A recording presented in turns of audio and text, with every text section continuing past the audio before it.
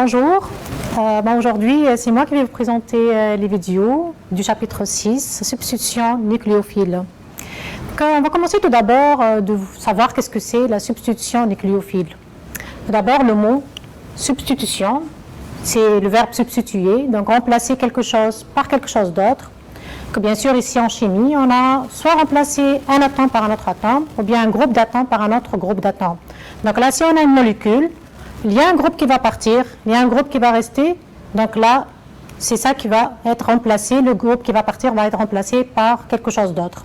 Maintenant, nucléophile.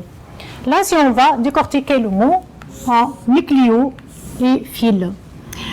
La partie nucléo, ça veut dire noyau. Et phile, ça veut dire qui aime. Donc, mais là ici, noyau, qu'est-ce que ça veut dire? Là, le noyau, généralement, dans un atome, il est constitué de neutrons et de protons. Les neutrons ne sont pas chargés, donc les protons sont chargés positivement. Si on va dire un réactif nucléophile, donc c'est qu'il aime les protons, donc il aime les charges positives. Donc si on va dire, on résume le tout, donc c'est un réactif ou un groupe d'atomes qui aime les charges positives. Mais c'est qui aime les charges positives généralement? Soit il est chargé négativement, soit il a un doublé, donc c'est à cause de ça qu'il va chercher la charge positive ou il va chercher la charge partiellement positive.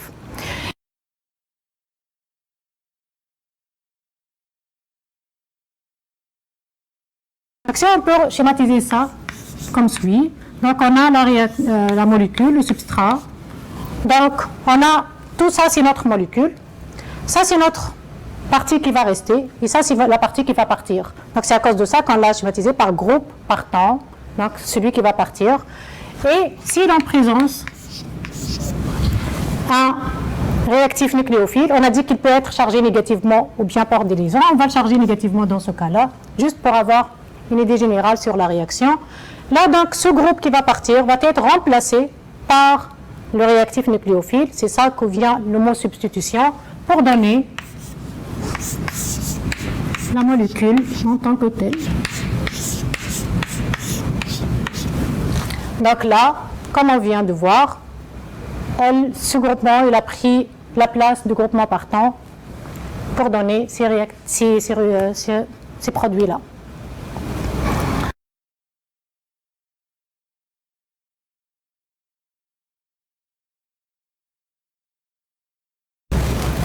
Donc là, on va donner un exemple d'une telle réaction à la substitution nucléophile. Donc on va prendre un exemple simple. Là, le R, c'est notre CH3. Le groupement partant, c'est le Cl, qui va partir et va être remplacé par le I, et moi, qui va donner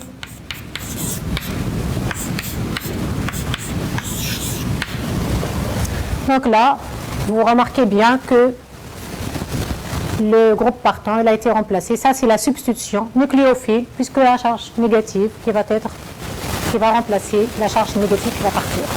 Voilà.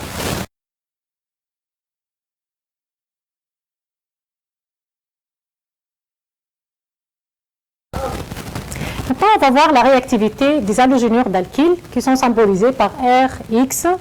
X, généralement, c'est pour les halogénures. Donc, on a le F, Cl, Br et I. Donc là, je les ai réécrits dans cet ordre-là, puisque j'ai respecté l'ordre comme ils sont représentés dans le tableau périodique.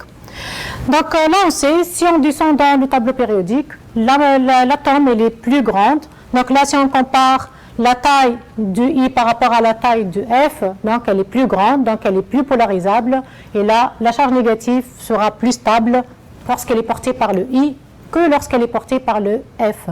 Donc là, si on compare la réactivité de Rx, on peut dire que Rf il est beaucoup moins susceptible de subir une substitution nucléophile par rapport à Rcl, qui est encore moins susceptible de subir cette réaction,